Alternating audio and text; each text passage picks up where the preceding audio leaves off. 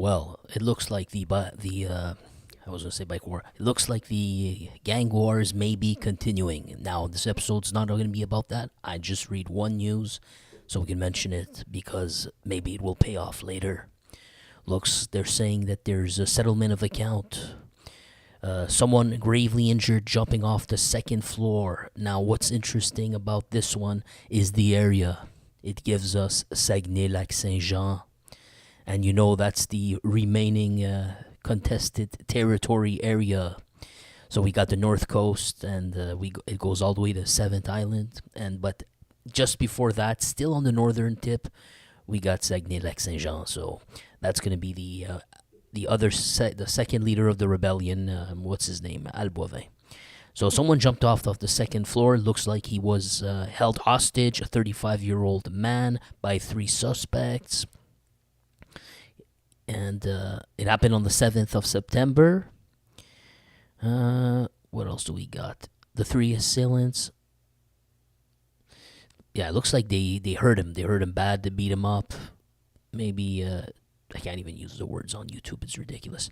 Salut, Luc. We got Luc Fireball Faubert. This guy, at a name like that, you can tell the man's old school, I like the nickname, by the way. I think it's pretty cool. So, what they say search warrants. I guess they found the people. They said three, but I see two. I got a Jerry Bouchard, and 50 years old, and I got a Danny Lalancette. And they appeared in court for extortion, etc.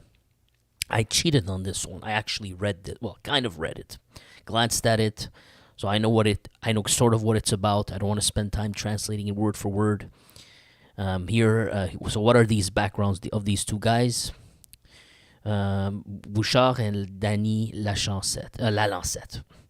So, okay, the third, there's another name. There's a Bono in there too. They didn't name him earlier. But, okay, those three names here were already mixed in the court system in the 1990s. And you got the 50 years of age, all three. When I see high ages like that, I take it way more seriously. Plus, we're in that area. I think it's going to be related to stoop fires, if I recall. So in January, they're saying Lalancette, he got 33 months of detention, 2023 of January, for criminal harassment and obstructing cops, violence at the lake, well, say Lac Saint-Jean, just the city. They say that this thing has something to do with the world tied to stupefires. According to our sources, not mine, this newspaper, I'm only the translator, this hypothesis would not be far from the truth. They believe that they would be tied to the stupefire wars raging the area. And this way, and then it gives you a summary: BFM versus Hells Angels. We know that. This is the guy I was talking to you about. On a Gagnon Alain qui nous rejoint avec Luc Fireball Faubert, who join us. And the other guys, the silent ones, on a Saturday morning. So that's it for this one. We're gonna, they're just saying the same things. It follows the same pattern that we've been seeing in the area.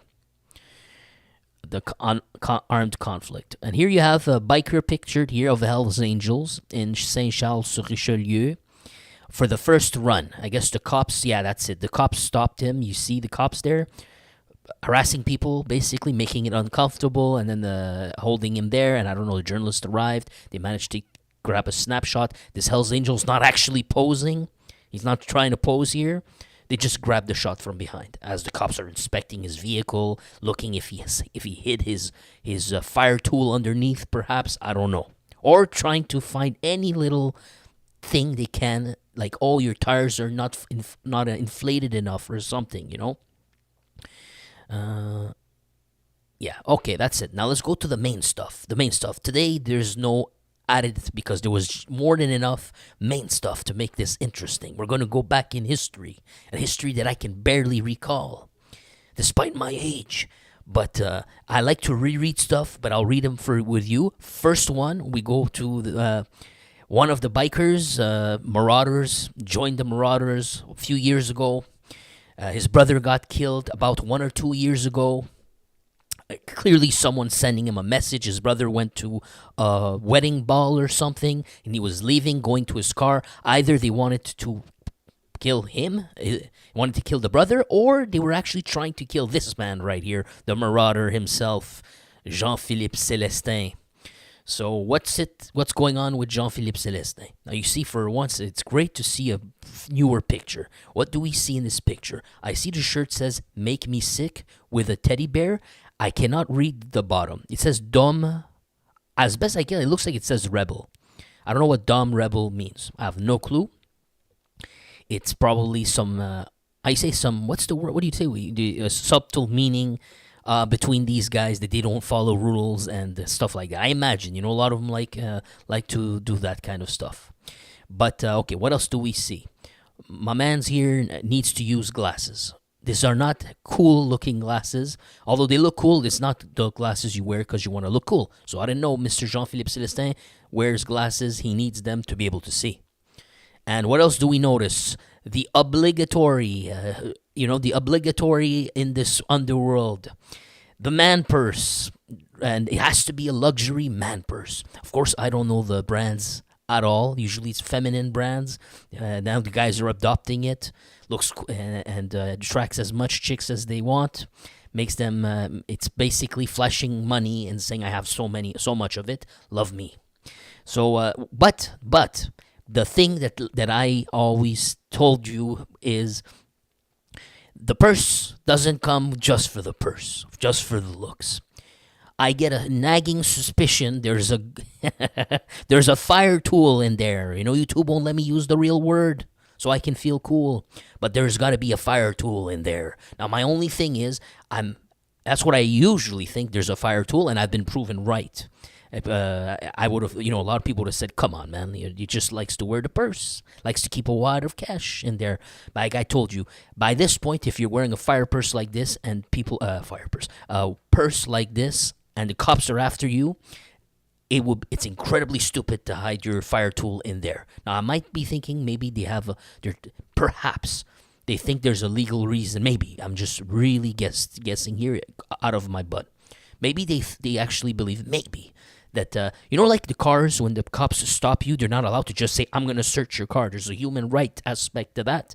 You need to have some sort of probable cause. You know what I mean? And they can't just say, I'm going to go check your trunk. Perhaps maybe they think that if they put it in the purse, the fact that it's in the purse, sort of like the trunk of a car, I don't know, you need to have some probable cause to check that stuff out.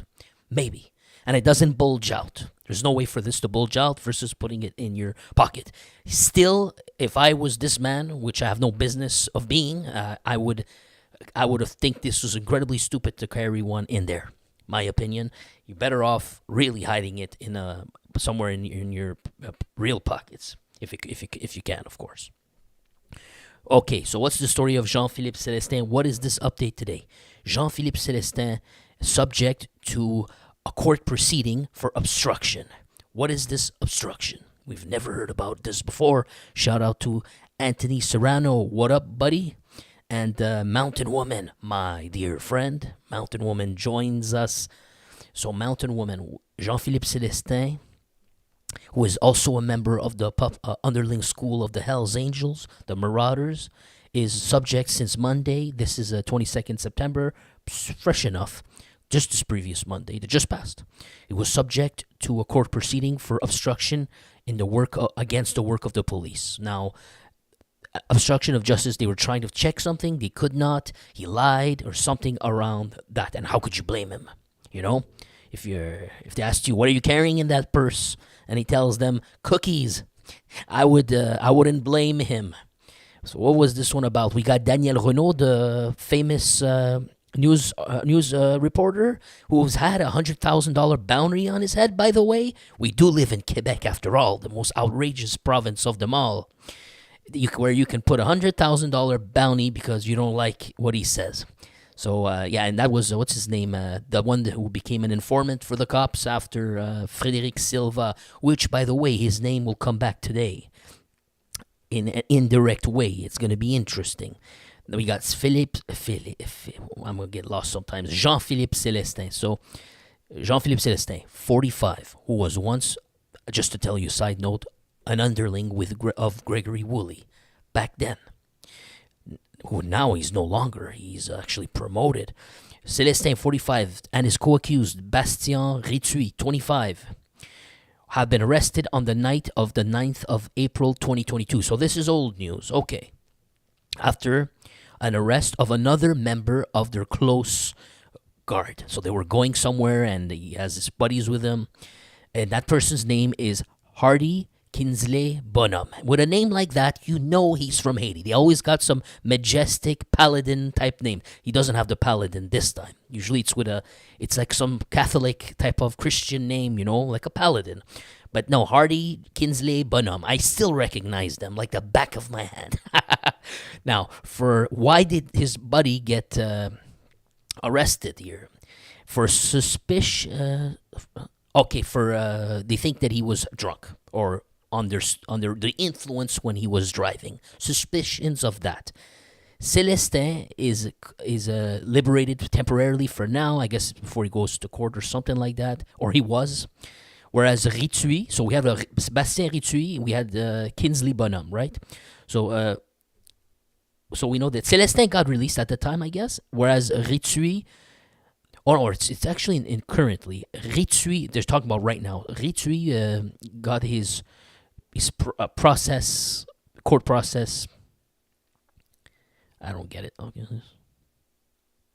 Oh, gotcha. His buddy had to go to court, and he was still under shackles. He's going back to prison, basically. Fancy way of saying that. Because he's being accused, he's being accused of another affair. Okay.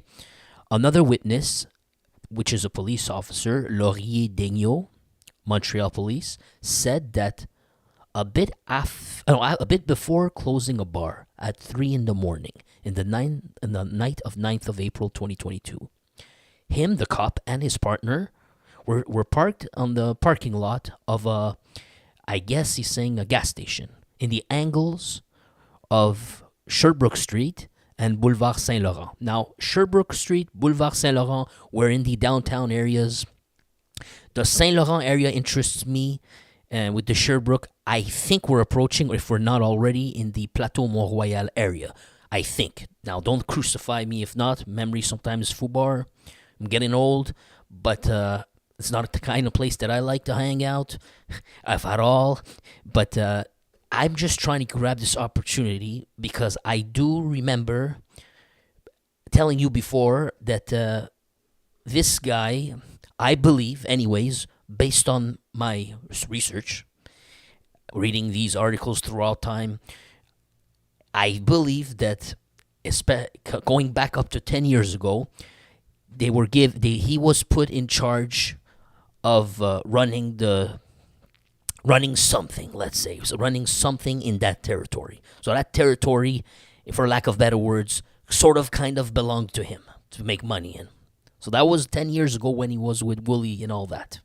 And he looked like he was responsible. He was definitely responsible for something serious. He was the man of the big shot of the area, based on all what I read, of course. I don't personally know that. I don't ask someone. I do the best I can with what I got here. What do we have here? Where were we? So note that the cops is retelling us the story of that day. It was 3 a.m. in the morning, 9th of April, 2022, on the angles of Sherbrooke and Boulevard Saint-Laurent. Okay. I'm just throwing it out there in case that's the area, in case. Because when I see Saint-Laurent, I know that's going to be the bar area and all that. And Saint-Laurent's a kind of big street. Not too big, still big enough. Okay, let's keep going. So he says that the cops were parked on the angles over there when they saw a vehicle passing at a high speed. The vehicle then turned on Saint-Laurent, so maybe he was on Sherbrooke and then he turned towards Saint-Laurent. And because he was going so fast, it said that it dérapé. I don't know how you say this in English. Maybe it means skidded. It skidded, or it could mean it flipped. Now I'm not sure. I don't think it flipped. What are the chances? But it says he turned on the angle and it flipped. Let's just say that for now. We'll figure it out. There was a crisis of tires. So there's a problem with the tires. and then it hit the sidewalk. Okay, so it did not flip. It skid, I guess. Because if it flipped, the car should have stopped. But it says here, we followed him. So how could you follow him if the car really flipped around? You know what I mean? Like an accident. So it just hit the curb, basically, and the cops didn't like how quickly he turned. It was an excuse to go there. Maybe he's drunk. It's in the party area. It says, we followed him, and then we intercepted him until the... No. We followed him and intercepted him right at the exit of the gas station on Boulevard Saint-Laurent. And he immediately suspected maybe they were drunk or something. Now, the quote here, subtitle here is, it's a quote. He says, type my name on your computer. Who said that? Monsieur Bonhomme was alone. He was alone in the car. The intervention was difficult right from the beginning. Now, he's talking about Monsieur Bonhomme, so I don't want you to get confused. That's not Mr. Bonhomme, the marauder who this is actually Jean-Philippe Célestin, but this is his buddies. Now, I don't know where he comes into the story, because he just said he was by himself. So, what does he have to do with this, if he was by himself in the car? I'm confused. The quote is, Mr. Bonhomme was by himself. The intervention was difficult from the beginning. There was a lot of aggressivity on his part.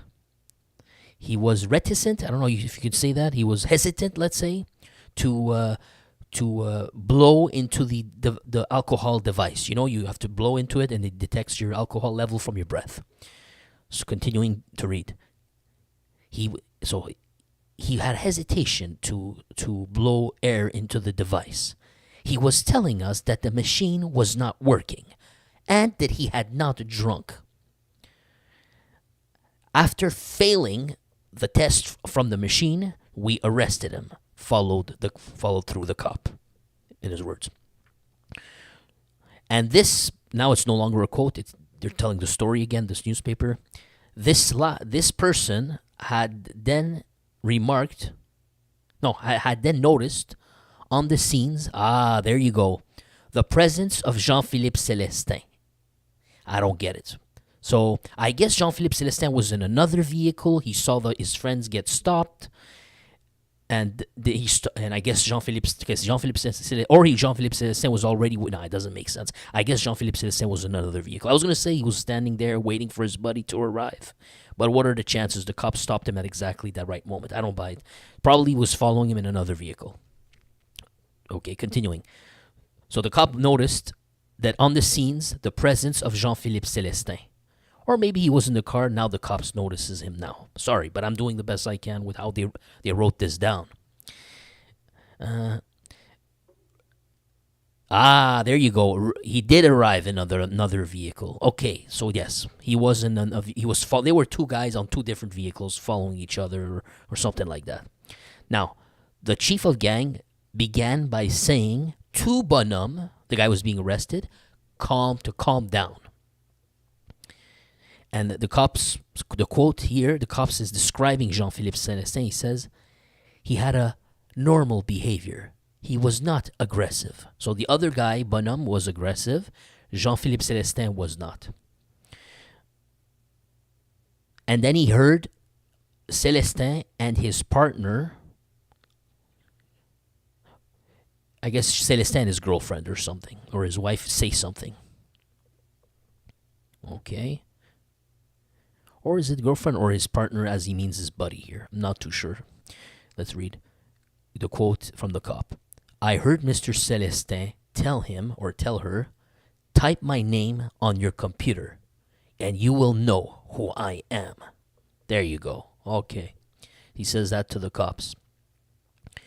After an arrest for driving drunk, the police asked the keys to the vehicle so it could be taken. But according to the cop Dignot, Bonhomme, the other dude, rather put the keys of his vehicles in Célestin's hands, who then moved towards a jeep stationed nearby. And that jeep, they saw, was driven by Mr. Ritui. Remember, there's three people today going to court, remember? So there's a third person that was barely mentioned. That's Ritui. So there was a Ritsuy as well in his Jeep nearby. So we're talking about like 3 vehicles, each one in their own vehicles, probably driving along together. Okay? Then the cop says, I heard my partner yelling 2 or 3 times to Celestin to come back and give him the keys. But rather, he left the scenes on the Jeep. So Celestin did not leave in his own.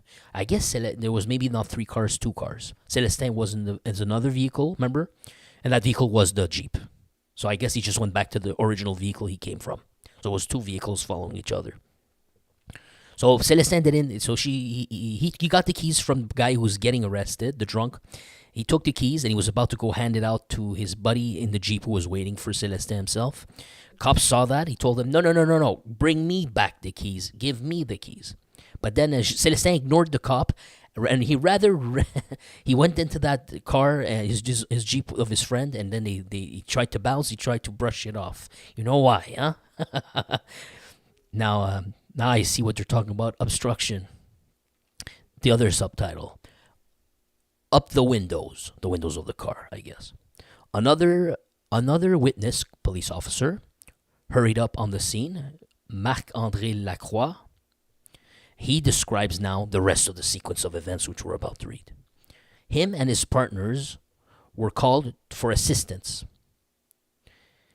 with the help of another duo. So I guess another duo of cops as well. So he's not the only one called on. They intercepted the vehicle driven by Ritsuy, the Jeep, a little bit further along the road on Boulevard Saint-Laurent at the south of Sherbrooke Street. Whatever. Now I read the quote of this new officer that's on the scene who's called to go intercept the vehicle of Celestin and his buddy fleeing. The quote is, I approached the vehicle. I asked Mr. Ritsuy his permit, the license and registration and insurance of the vehicles. You know, the usual. But Mr. Celestin asked us why we're intercepting, and he then told Mr. Ritsuy to not give us the papers and to up the windows of the vehicle. Oh man, he forgot. He has a very short memory of what happened.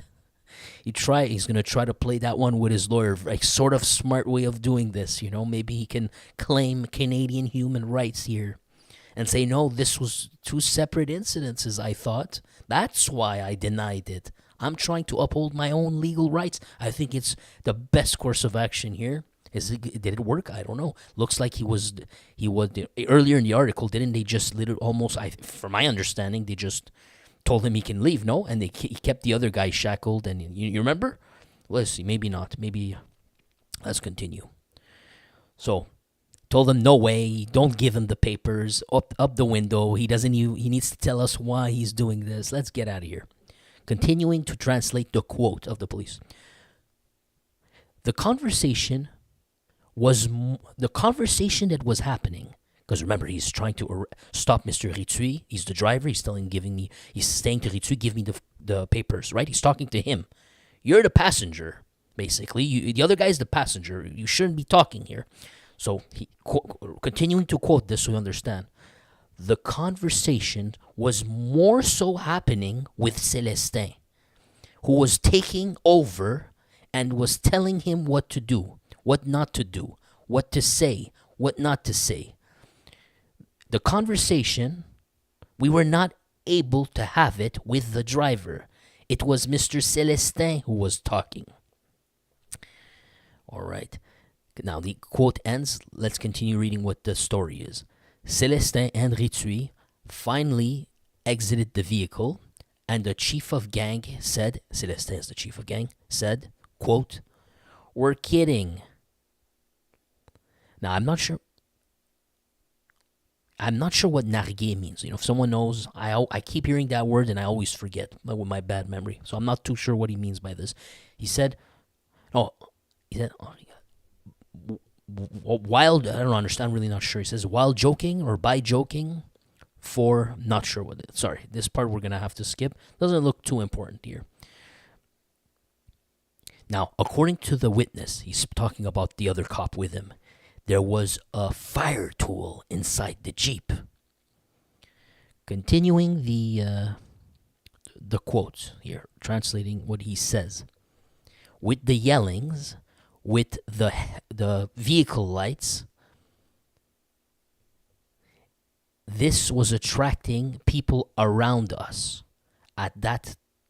In that era or in that time, the violence through fire tools was climbing. There were shootings regularly in Montreal. So this required more backup or more resources, and led us to modify and adapt the way we do things, explained à l'agent Lacroix. Okay? His partner, agent Joanne Leclerc, she testified on Monday, because remember, right now they're in court, right? That Célestin had affirmed that the fire tool was on himself, and that he would have been yelling out insults to the police, which without her being able to remember what were the insults, in the heat of moment, in the heat of passion. And quote from her that he was trying to attract a crowd so that they could come and see what we were in the process of doing. No firearms were found during the intervention, but they just said they saw it. They noticed that there was a fire tool in the Jeep. So how do you not find a fire tool unless you were not allowed to search the vehicle and you didn't actually search the vehicle? Or I guess you were completely wrong and it was not a fire tool, because they said there was not found. They did search it. They did not find it, actually. My bad. I get lost in my own train of thoughts. I get confused. Now, continuing here. Célestin, who was Monday in court, accompanied by the two individuals, right? Bonhomme and Ritsuy. I guess we're going to be hearing a lot more of Bonhomme and Ritsuy in the coming years. It would be good to be able to remember all these names. Célestin was accompanied by these two in court, had listened to their testimony with attention during the court process. Okay, we're going to get...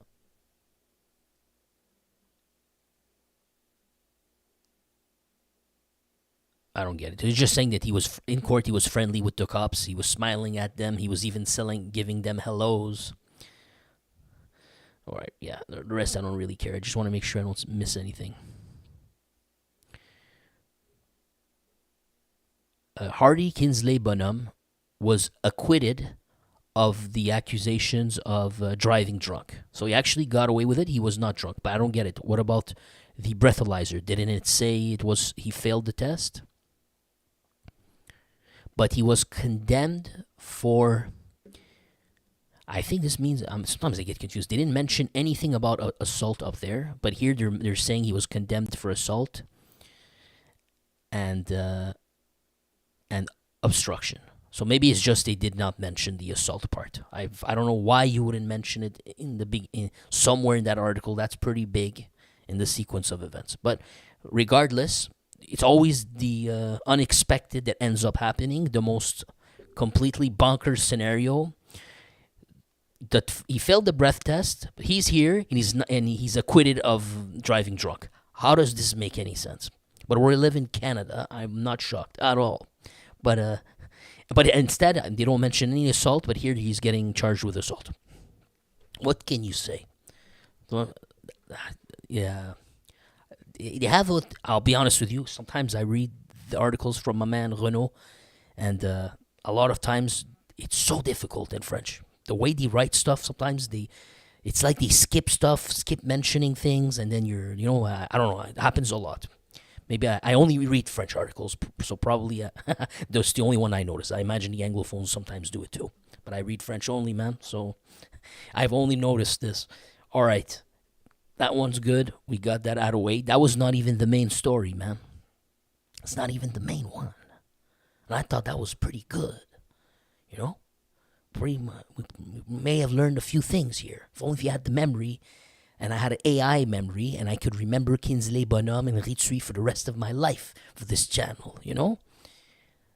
And then I could pull pull a rabbit out of the hat in the future when we read other things, and it's gonna have those aha moments. But let's continue. Give a shout out to Chris Inslee who joined us and everybody else. All right, so I'm gonna read this. This is a webpage from us older people will remember this. Now, I think it used to be called, I think the websites used to be called GeoCities. Now, I don't know why it's OOCities. I remember it was GeoCities or something. Or maybe it was OOCities, I don't know. But those who remember, those who know. These are the old websites back in the day. This is written from someone who may or may not be alive anymore. And someone who knew his stuff.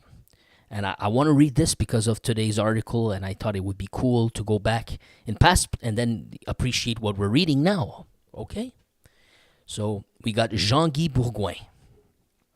Jean-Guy Bourgoin, born in the mid-1960s, is a founding member of the Rockers, a Hells Angels affiliate gang formed in March of 1992. He has been listed as being the leader of the group, along with, among others, Danny Lantier, Guillaume Serra, Pierre Provencher. Sorry, this part looks messed up. I gotta do it like this. According to police, Bourgouin's stupefier territory was the Plateau Mont-Royal area. That same area I just talked to you about, and where I told you, guess who has influence over there now? Crazy, huh? From one generation to the next. So first it belonged to Jean-Guy Bourgoin. Then it went to Gregory Woolley and remember something. He said Jean-Guy Bourgoin was a founding member of the Rockers. Guess who's also a founding member at least he was a member. He became a leader. Gregory Woolley as well. So this guy knew Gregory Woolley. They were partners in crime in that era. And then guess who was commissioning our friend here 10 years ago to do the street work in Plateau Mont-Royal? Gregory Woolley. See how it ties up a little bit? It's funny how things manage to flow like this. But we got Jean-Guy Bourgoin here. They're saying that Bourgoin's territory was the Plateau Mont-Royal area of Montreal. It was estimated the bikers made 7,000. The biker made 7,000. I think there's a mess up here. But anyways, continue. As the biker waited in the car, they told the man, yeah, it's like, you see when I there's like, I have to read, it's hard to read here. I think I can distinguish it. It's like a bug, incompatible websites with the past, But let me try. It was estimated the biker made 7,000 a month from his stupefier operation. In February 1995, Jean-Guy Bourgoin, yeah, the rest is messed up. I'm going to have to read what's here. There's like a skip here. It might not follow perfectly, but let's read. As the biker waited in the car, they told the man to go in his bank and take out the money. Instead, the man alerted police. Bourgouin and Robitaille were found guilty of forcible in confinement, unauthorized possession of a fire tool, concealing evidence, and sentenced to 26 months in prison for the extortion attempt. The two armed, and remember, Robitaille is another rocker, and he was one of the people who got arrested in that big biker bust during the biker wars. All underlings of Maurice Montboucher. Let's keep reading. The two armed men with fire tools allegedly tried to extort $425,000. In September of 1998, Bourgouin, Robitaille, and rocker Gregory Woolley were involved in an incident outside a downtown with 3 players of the Montreal Alouettes football team. Outside the bar, Bourgouin supposedly beat the football player, Stephen Reid, with a metal pole. Bourgouin pleaded guilty to assault and was sentenced to time served, 20 days in prison, and fined $2,000. Okay. In March 2001, police arrested over 100 Hells Angels members in Operation Springtime 2001, the most infamous anti-biker operation of all time. the largest operation against bikers in Canada's history. Bourgouin was charged with stupefire trafficking, gangsterism, and murder. During the mega trial of Bourgouin and many other of the Hells Angels of organizations, several recorded conversations. Remember this for later. Several recorded conversations between Bourgouin and Stéphane Sirois were played. Sirois, a rocker who retired in 1997 from the club, became a police informant 2 years later and infiltrated the gang. In one conversation, when the two met for a $150 sushi dinner, Bourgouin told Sirois about the benefits of eliminating members of the rival rock machine Bandido's biker gang. The Hells Angels, Bourgouin said, would pay $100,000 for every full-patch rocker murdered, and $50,000 for every striker, and $25,000 for every hang-around. That's a lot of money, man. That's a lot of money. This is 1997, 1998. You do the math, man. If they're willing to pay that much. And they tried to extort someone for $425,000 earlier. Talk about 1998 there. Let's keep going. Another time, Bourgouin was secretly recorded telling Sirois about Viagra. I have it in industrial quantities, he said. When Sirois asked what would happen if he tried some, Bourgoin answered with a laugh, you will be as erect as a horse. When Sirois asked Bourgoin if he knew a good accountant, the rocker mentioned the name of Georges Terrien.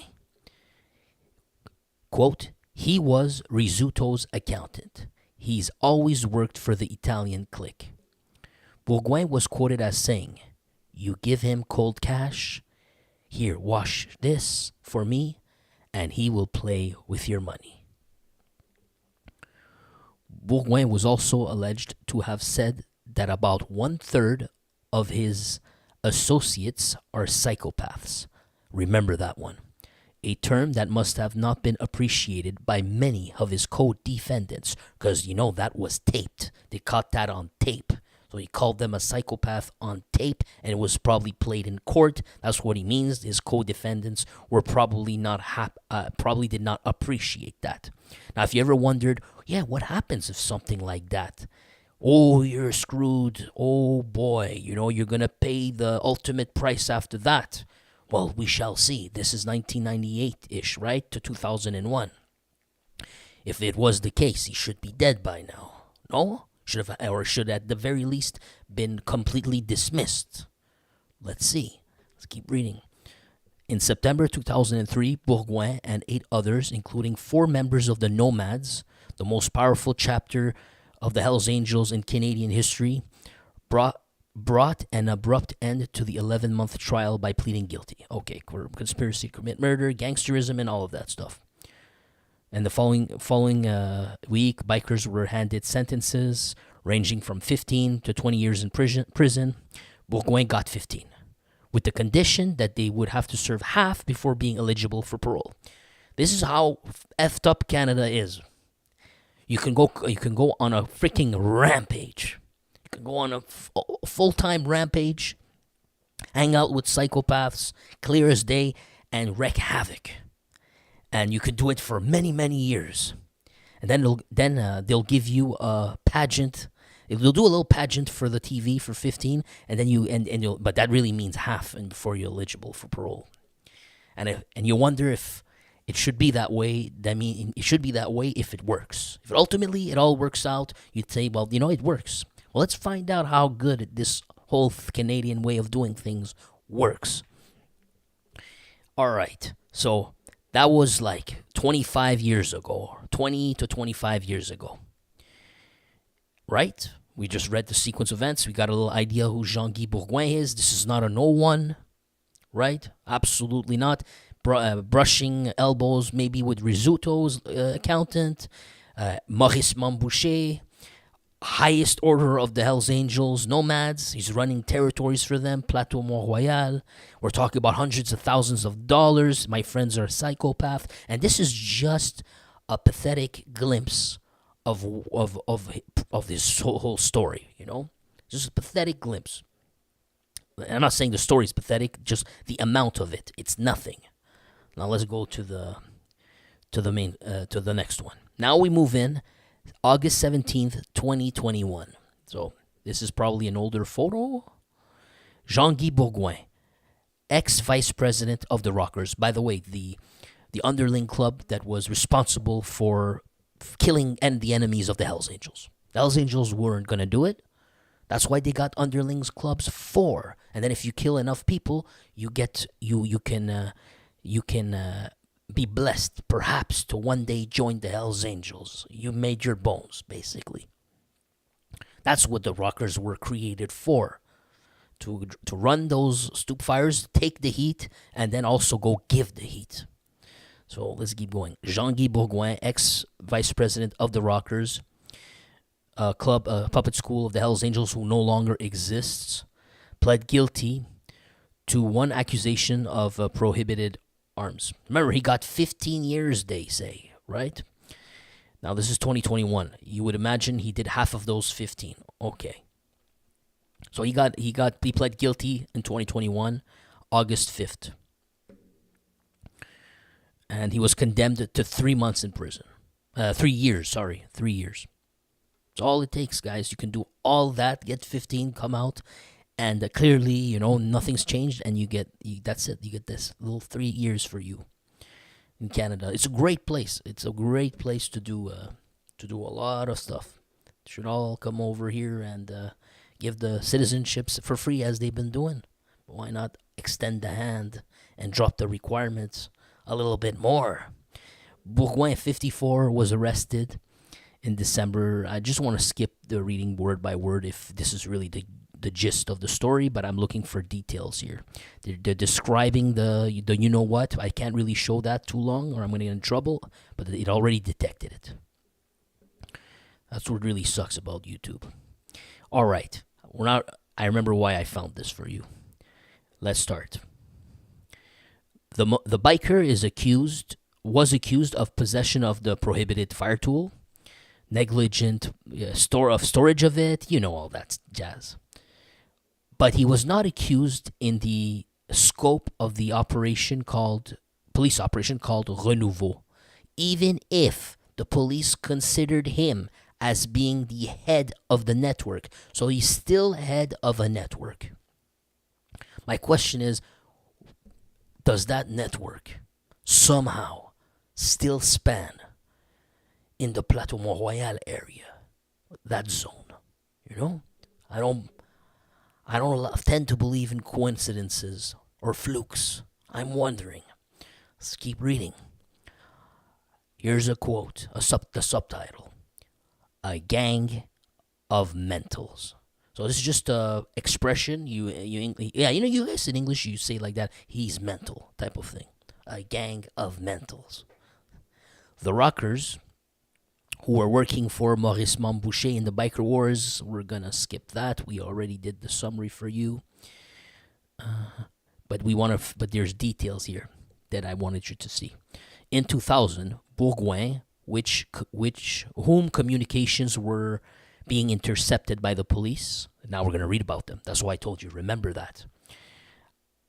Had explained to an individuals, while his stuff was intercepted, how certain aspiring members were willing to do anything to get their patches with the Hells Angels. I bet he's talking about the Rockers here. Quote, they all want to climb, these guys. These guys, they all want to climb. It makes no sense, or it's crazy. At a certain point, damn, listen, it's all good, but it's a gang of mental people. Me, in my books, these are psychopaths, said the biker. So that's the famous quote that they claim the co-accused probably did not appreciate being played in court. Now, the article's written in 2021, right? It says 3.5 years ago. So he's referring to like 2018 to 17, right? Or maybe even 16. I'm not sure of the math. About 2016 to 2018-ish. Bourgouin. Oh, look at this. So, looky here. Looky here. Man, I sort of want to get this date right here. So we're 2021 here. I'm just going to remove 3. We're 2018. So it's 2017, okay? 2017. About 3.5 years ago, 2017, Bourgoin was a target of an assassination attempt. An individual had shot towards him while he was leaving a restaurant in Saint-Léonard. Now, no, Saint-Léonard is not Plateau, Montréal, but he's leaving a restaurant here. The restaurant is in the Italian neighborhood. He went to a restaurant there.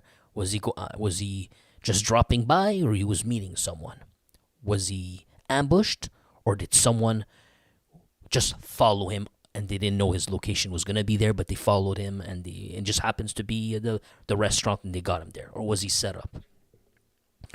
So an individual shot towards him when he was leaving the restaurant, in Saint-Léonard, after having shared a dinner with a member of the Hells Angels and an associate of this Hells Angel. Makes you wonder if the Hells Angels themselves set him up. I don't know.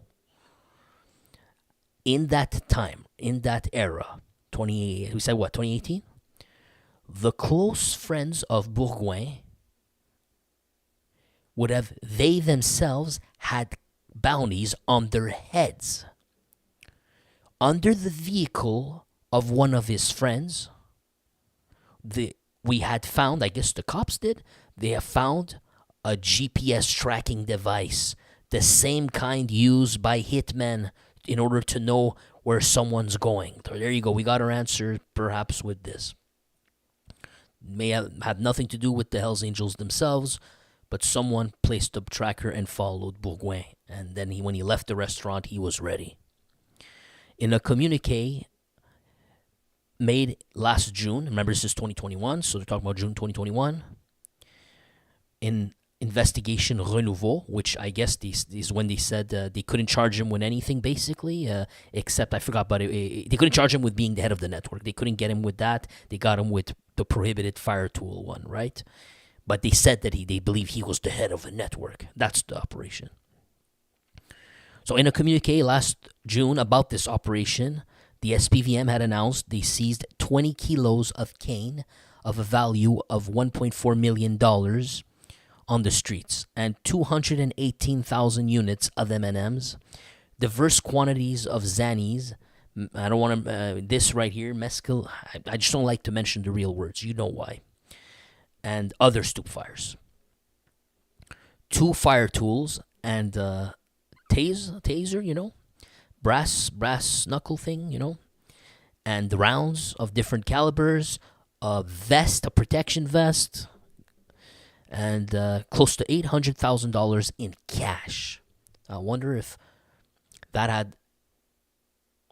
No, I would get the timelines confused. I'm not going to make that call right now, as confused as I am. Forget I was going to say something, ignore me. Because there was just we went back and forth in the stories. I don't want to, on the spot, say something that's going to be completely out of it. But what it says here...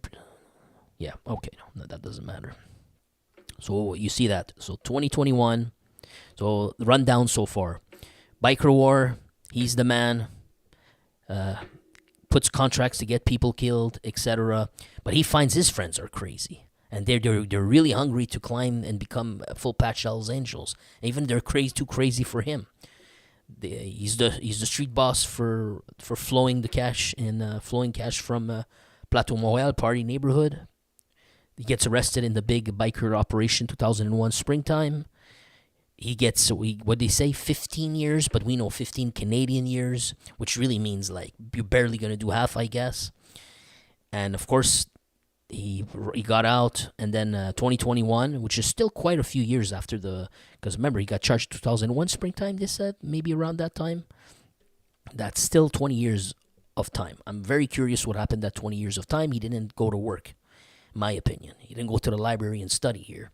So, and his sentence wasn't 15. It was, you know what I mean, Canadian years. But he got like half that, as we read, I guess, right? So, anyways, there's a lapse of time. I have no idea. But then we come to 2021, this article published, and they're saying, oh, wait, yes, before we get to 2021, 2018, was it? Someone tries to kill him. So he was already out and about. He got busted for something. Yeah, he was already out and about. Someone tried to kill him. That much I do know. It was for 2018, right? Now we have this article published 2021, and he's being condemned for something that happened earlier of 2021, I think, right? Where there was an operation there. It gets a little bit confusing for me. But, yeah, someone put a GPS on his tracking in 2018. Yeah, okay, we're going to keep going. It doesn't matter. We got a little bit idea. Your brain's better than mine. Maybe you can piece it together. And I did as much as I could. That you're smarter than me, and it makes a lot more sense to you.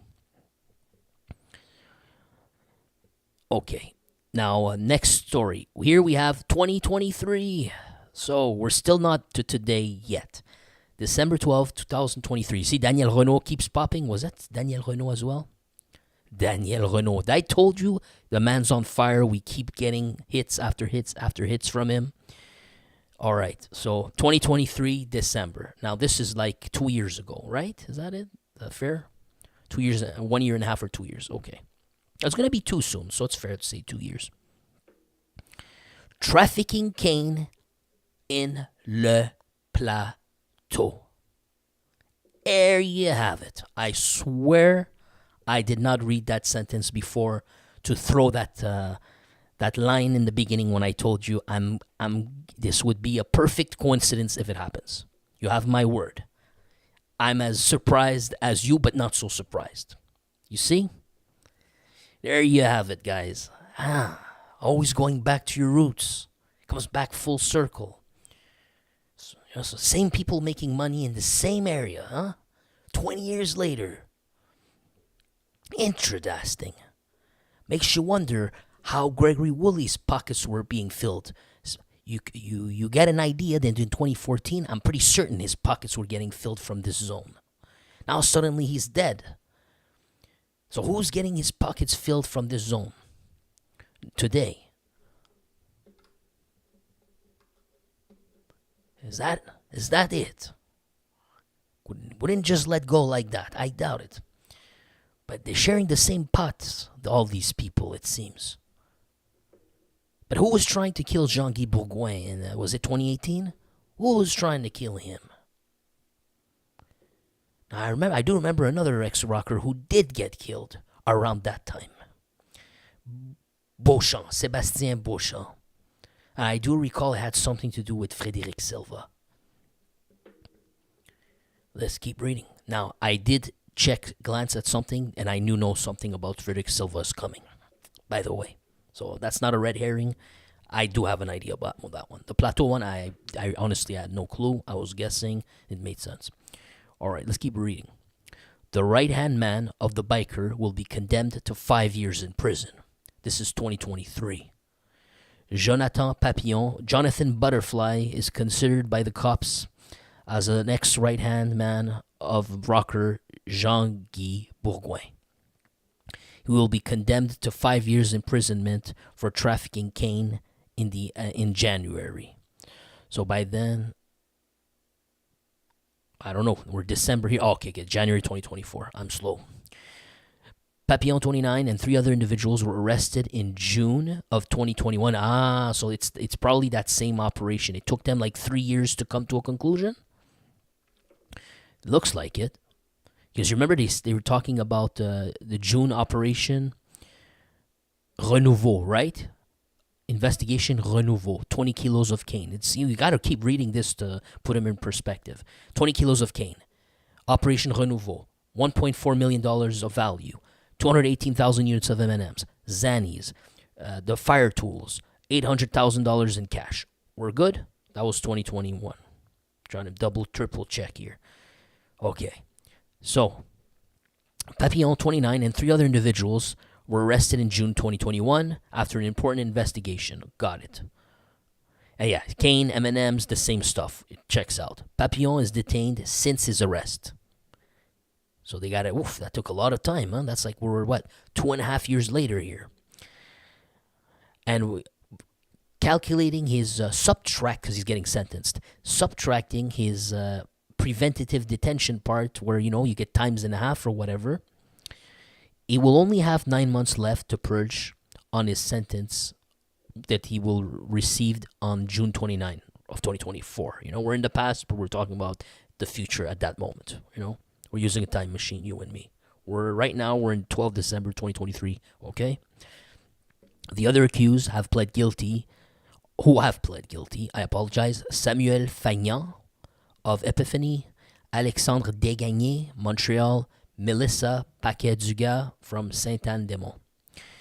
In January 2024, if the judge, they're going to get sentenced, they said they would have gotten 36, 18, and 12 months.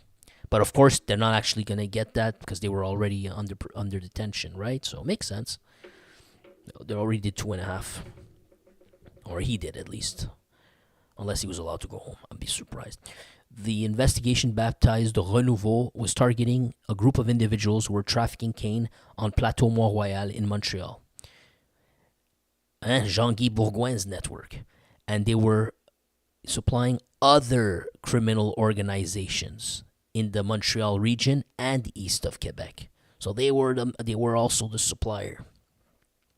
According to our information, the organization dismantled was able to move 10 to 20 kilos of cane per week. That's a lot of cane per week. These are the M&Ms here. Yeah, we're going to read the same statement of facts here.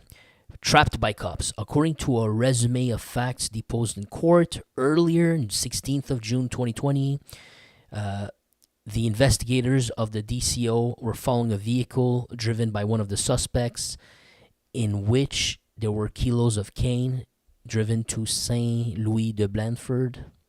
Another moment, they intercepted the vehicle. They prevented the driver of seizing his own phone, on which he was having a conversation on an application called Cypher between other individuals, of which the usernames were Bunker, Cowboy, Jane, and Beef.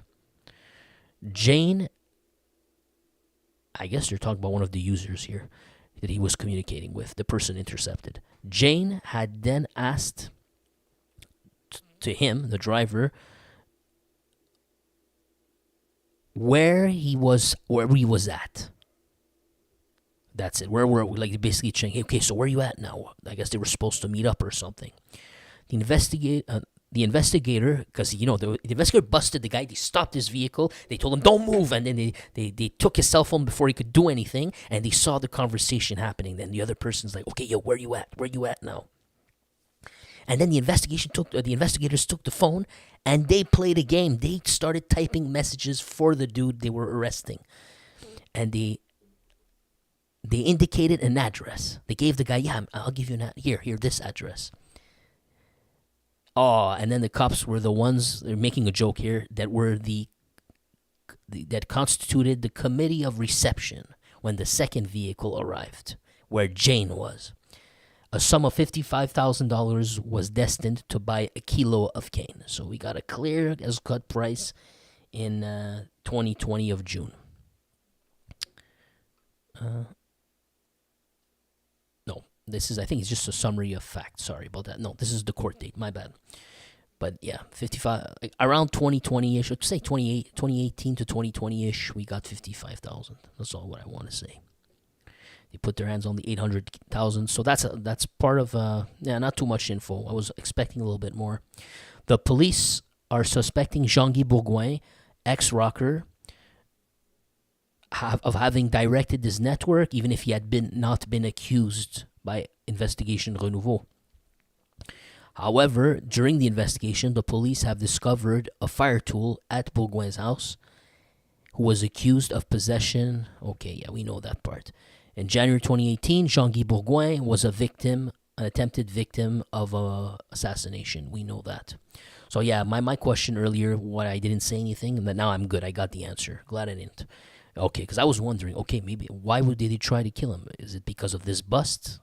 Now they're angry at him, but that wouldn't make sense. This killing actually happened a few years before that, right? Unless I'm so confused, because there's too many going back and forth, I get confused. But that's as best as I can remember right now. Sorry about that. It's just goes over my head after a while. You talk, your lips move, you translate, and you do this for like an hour, and eventually you're a little bit lost here. But anyways, continuing. Yeah, here you go. That's exactly what I want to see. Stuff like this. I remember reading this part. An individual was judged and condemned for this event. Trying to kill Jean-Guy Bourgoin, I assume. Girard Anglade, considered by the police as an ex-accomplice of Frederick Silva. This hitman... Yeah, talking about Frederick Silva. This hitman who became an informant. He's actually... And yeah, this is old news. But in 2018, someone tried to kill Jean-Guy Bourgoin.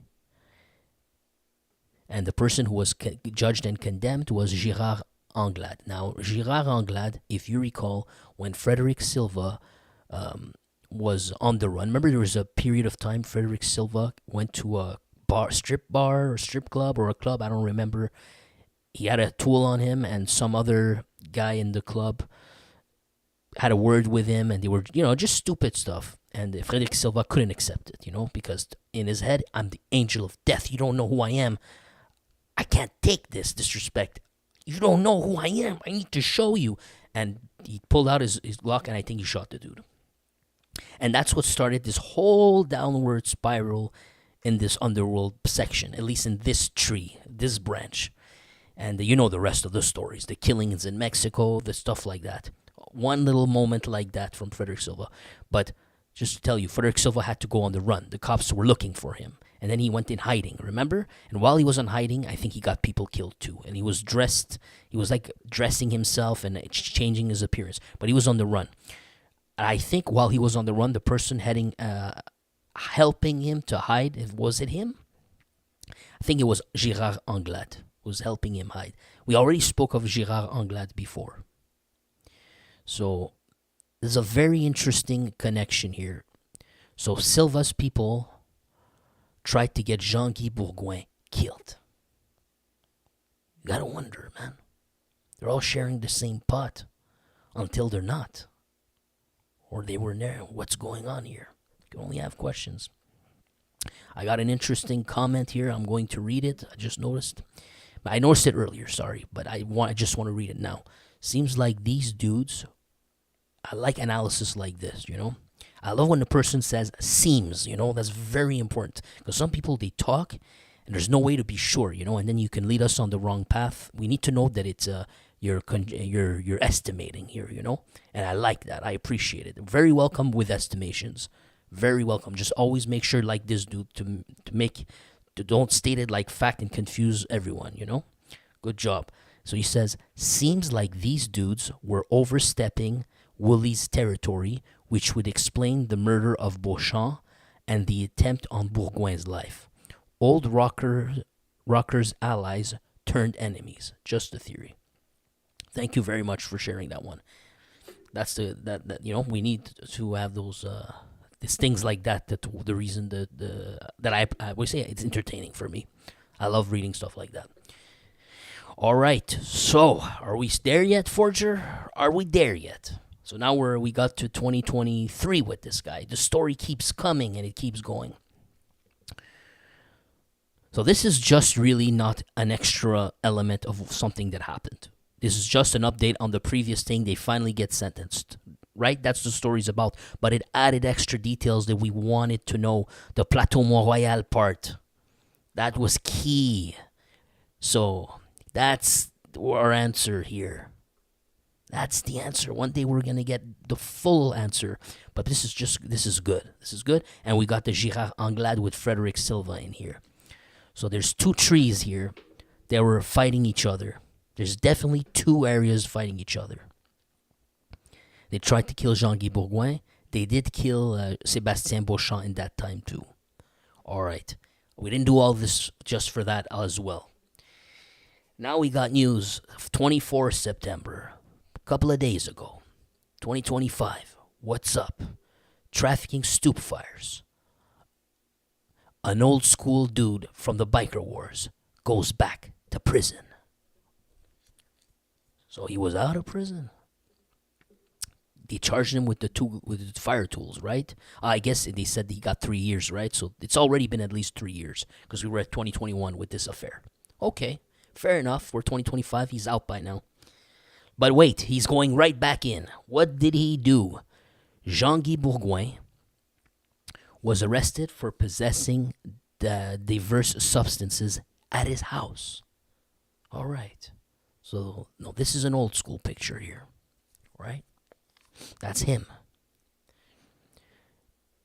A criminal who has a long time been close to the Hells Angels and who was active in the biker war is once again behind bars after getting pinched with a variety of stupefires in his home. We're gonna continue. So he's been pinched all during. They're saying that he was part of the Rockers. He was busted in springtime 2001, and then we just read he was also almost busted in Operation Renouveau more recently, 2021-ish. But they couldn't pin him. But they knew he was the head of the network. But 3 years before that, someone tried to kill him. That someone we know it was Girard Anglade. It was Silva Boys. Let's keep and we know that Silva at that time was working with Gregory Woolley for damn sure 100%. So that means there's the Gregory Woolley side, Silva side, and those guys were with the Solicito and the Mafia side. But then there's another side here, and this other side here we got a Jean-Guy Bourgoin. Maybe we have a Sébastien Beauchamp. They were both rockers, both killed at that year by the same people. By the way, or tried to kill him, but from the same people who try to do these. I don't believe in flukes and coincidences like that. Things don't just line up like that. Give me one second. I forgot to turn this out.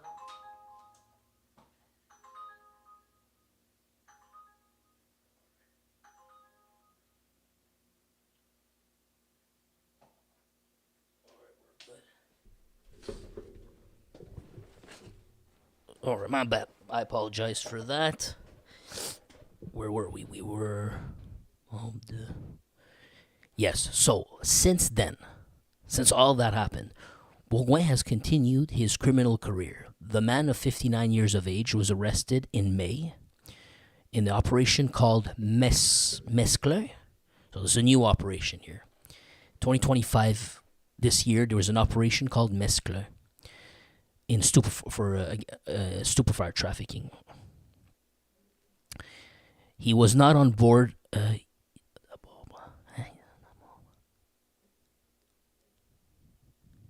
Okay, so the cops started off this Mesclun investigation. Initially, when it was launched, Mr. Bourgouin was not even the target of this investigation. They didn't even look at him. But as the investigation progressed, the police managed to identify him as the supplier.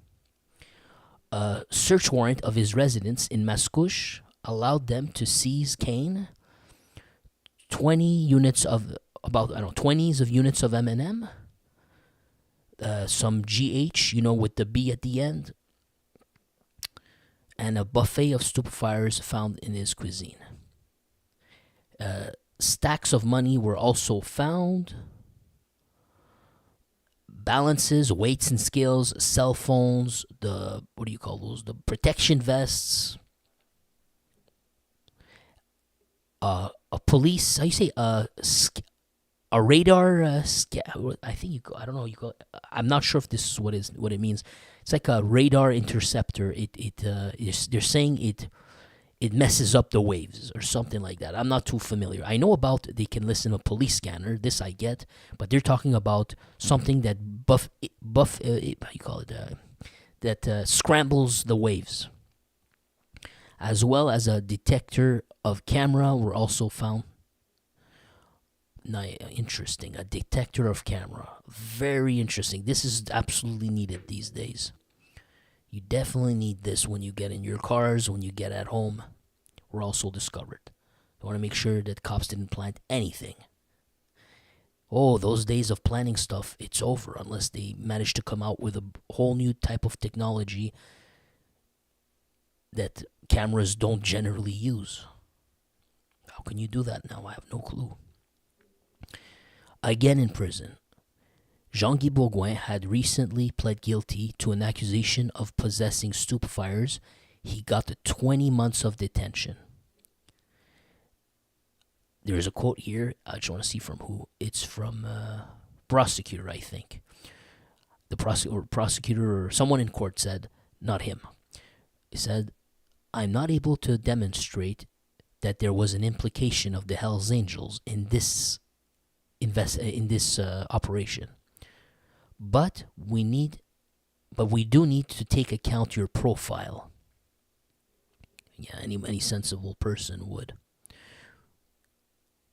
Bourgouin comes back in court this week for something about the confiscation of a vehicle seized during his arrest. He wants to get it back. He was also arrested 5 years ago in another investigation. We did talk about that one just now for many minutes. Yeah, now they're going back to his past. We did definitely do that. But you see, the vice president of the Rockers was managing the baseball team, a group whose mission was to go out, intimidate, and attack rival traffickers.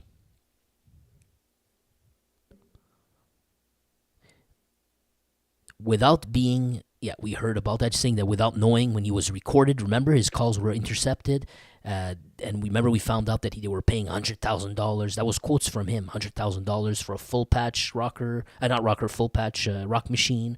25,000 was it for a hang around? I forgot the word. Strikers, and there was the other guy. Hang around, I think. I just want to move that. Yeah, I don't think we got more.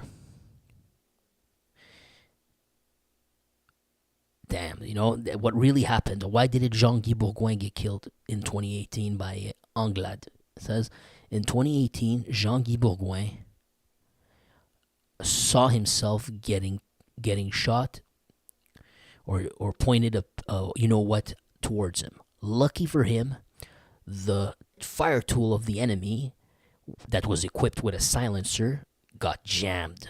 That's what happened. Hey, look at this. Jean-Guy Bourgoin actually had time to reply. So when he saw that he was getting shot, he took out his own thing. And then he started blasting back at the other guy. He actually even managed to hit Anglade with a round on his arm. Imagine that. That's crazy. So but he says he was never accused in this affair. Interesting. So I thought in Canada, if an intruder comes to your house and he comes to kill you or something, you're supposed to allow yourself to get killed. That's my understanding of the laws in Canada. That makes so much sense. But it doesn't seem to have happened to Mr. Jean-Guy Bourgoin. He's the cat with 9 lives. Apparently, if you try to kill him, he can try to kill you back, and there will be no legal problems for that.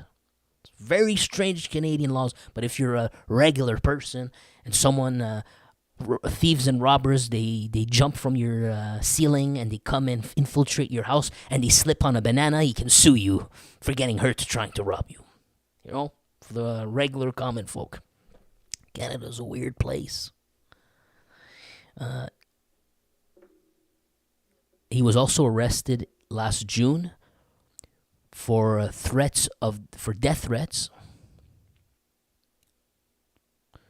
Yeah, that's it, for death threats. He comes back in December for those. Oh, there you go.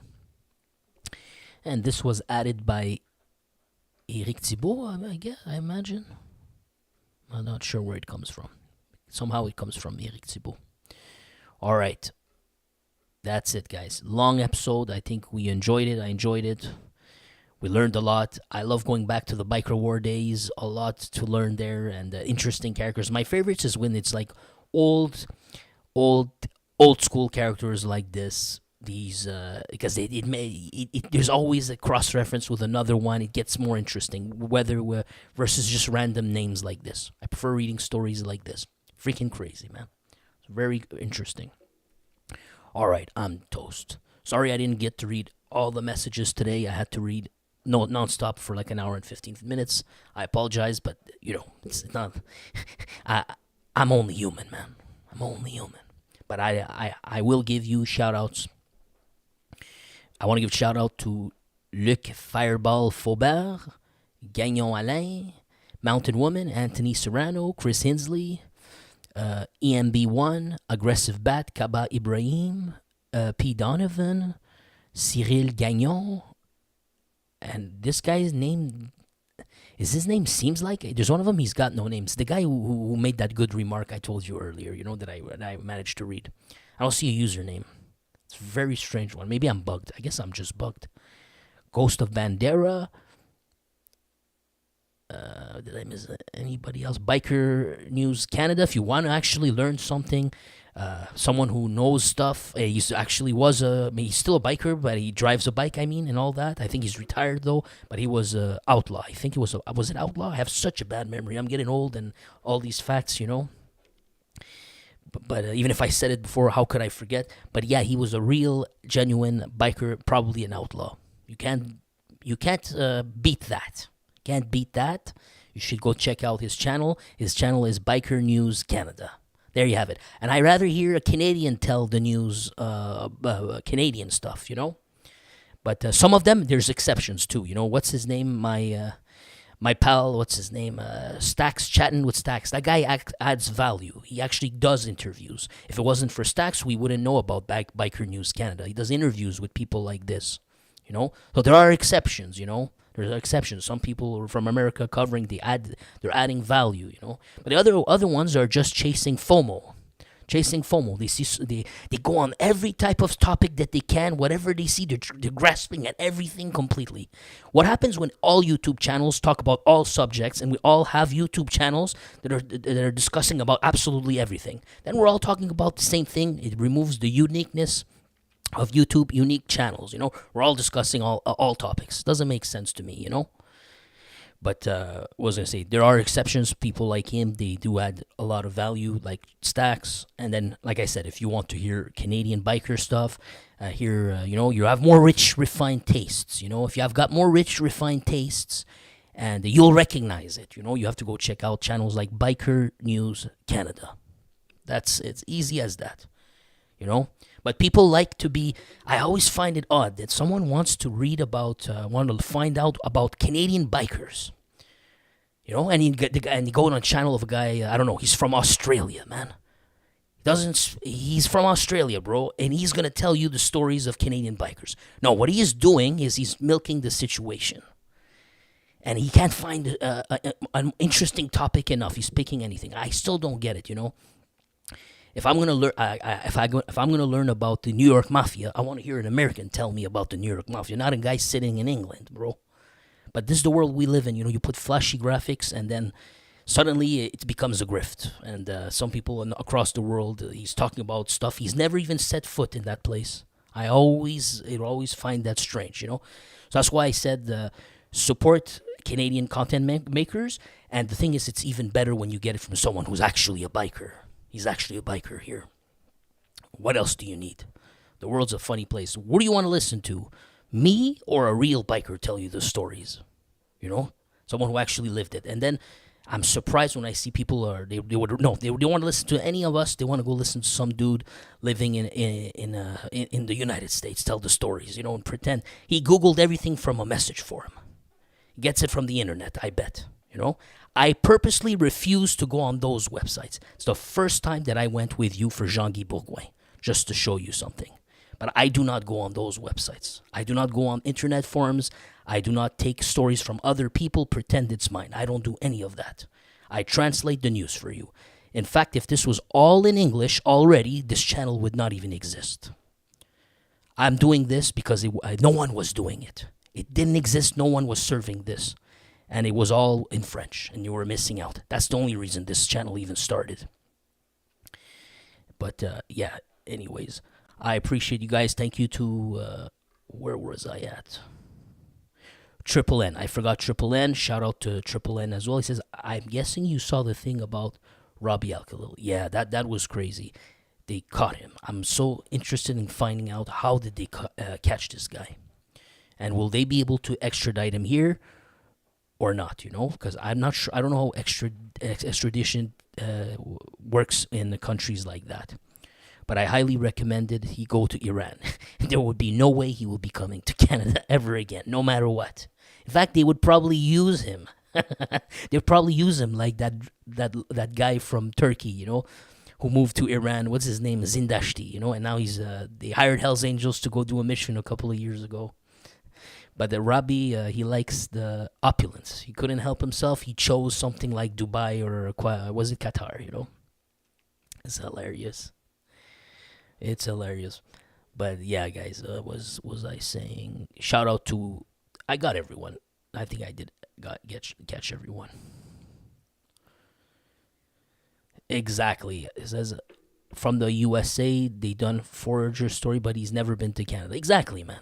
You don't see me talk about America, I don't talk about America. They got way more stories than us. America's like, was it 300 million population, 400 million? Like 50 states or something like that. So many different stories, So many different.